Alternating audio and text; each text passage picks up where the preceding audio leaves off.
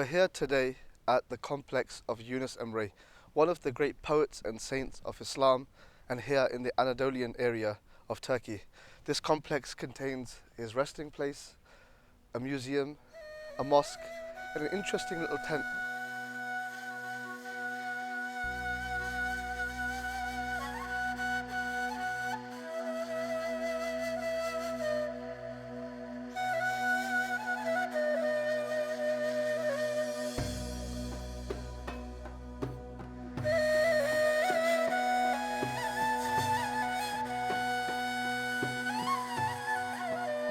Alhamdulillah, we're here at the very resting place of Yunus Emre, here just behind me. Yunus Emre, a great poet and saint whose fame travels far and wide through the Anatolian lands and beyond. Yunus Emre begins his journey as a jurist, serving as a judge in Nalihan. But after some interactions with a dervish called Tarbiyya Emre, he realizes that he must undertake a spiritual journey, a journey of the inward. So he leaves his post and he joins the Dargah, the Sufi lodge of Tarbiyya Emre. Over the coming decades, Tarbiyya Emre puts him through a series of tests so that he could grow in his spiritual stations. One of his jobs is that he had to go to the forest, cut the wood and bring it back to the Dargah. One day, Tarbiyya Emre notices that all of the wood that he brings is always straight. So he says to him, Yunusum, why is the wood that you bring always straight? And Yunus Emre replies, it's not befitting of this Dargah, of your presence, that the wood be crooked, it must be straight. There's another account that when he was in the forest, rather than cutting the wood straight, he was looking for wood that was already straight so it would make his job easier. When his sheikh asks him and he tells him, in order to make my life easier, I bring wood which is already straight, the sheikh became displeased, symbolizing to Yunus Emre that your job is not to bring the straight to this Dargah, but to bring the crooked and to make them straight.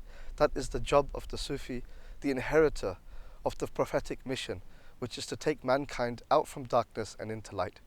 Yunus Emre, his poetry, even up until today, is sung, is loved and cherished by all in Turkey and beyond. Yunus Emre has this to say, we'll meet together on that day. Yunus Emre has this to say, we'll meet together on that day, where songbirds sing and fountains play. So sing with me, Allah, Allah, where songbirds sing and fountains play.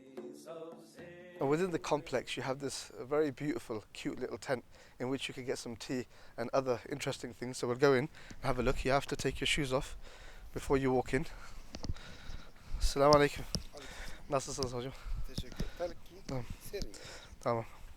So you put some slippers on and you can sit around and they have a lovely old fire burner that they use for cooking as well, and they sell some things so you can get some souvenirs, some tea and some food while you're here.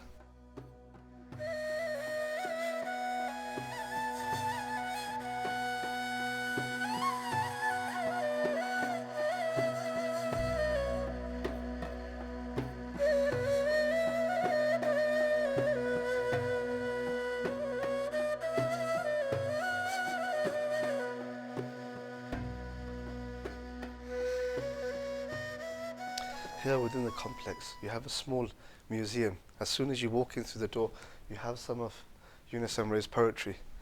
You have one line up here which really speaks a lot about his state.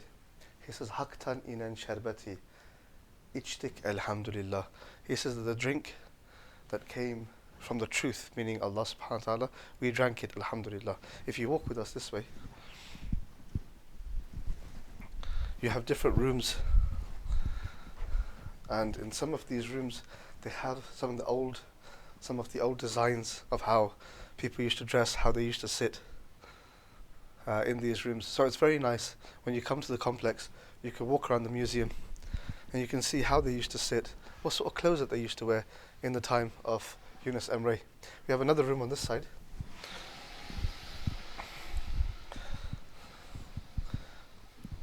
which has the sort of floor seating, which interestingly you could still find in Turkey, but it just shows you the sort of clothes, the colours that they used to use at that time.